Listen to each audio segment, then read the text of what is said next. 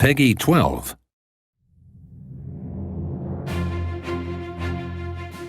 Hearts of Iron 4 is a grand strategy war game. When you want to have the full experience of managing a nation in World War II, you want to play Hearts of Iron 4. We're trying to capture more than just the actual fighting in the war. What leads up to the war, technology, espionage, all that stuff. And it's a unique game experience in that it allows you to really fight the war as it was fought, not with a few units on the ground, but this grand epic scale with armies, navies and air forces all across the world. There's so many things that are interesting about World War II.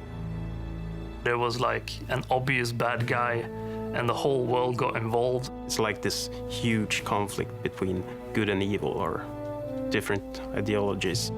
We talk about it as if it was one war. But the Second World War wasn't one war, it was a number of wars during the same time. There were 3 aggressive states at that time. Germany had already started its expansive policy with occupation of Austria. Japan had also started the war in China. Democratic states, France and Great Britain, they were defensive at the time. They didn't want to go to war in Europe. Hearts of Iron has always been a game about the conflict between Axis allies and the communists. Players are going to be playing with hindsight in mind. They know that Hitler is going to start some shit in Europe. Initially, the Axis will probably be expanding, and it will take a while for the democracies to get together and actually be able to stop them. As long as you sort of follow that historically, you're going to kind of expect a fairly historical kind of playthrough, but you can also step off that path.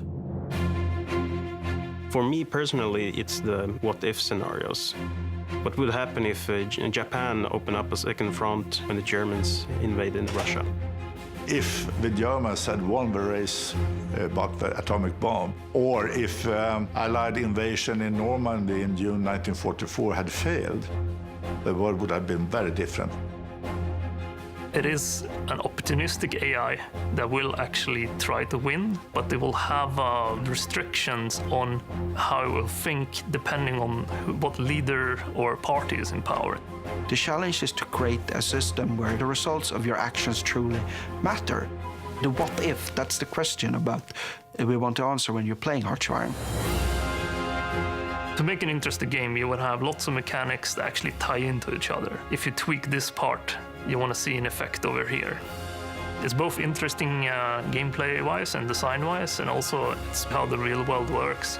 A little thing like allocating a few more dockyards to build submarines may be the small thing that decides if you win or lose.